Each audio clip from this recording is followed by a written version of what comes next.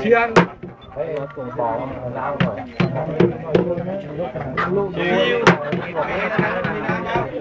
น้ำอ่ะรถมาตัวป่ะ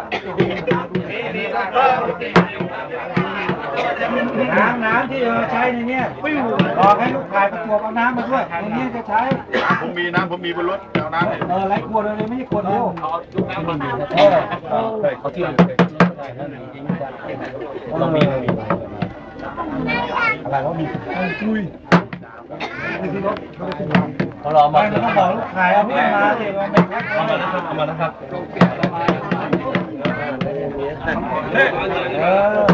มันนี่โทรมาเวลาเราถามหาน้ำเราก็ดีนะโอ้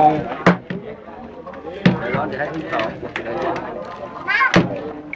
โอ้ครับโอ้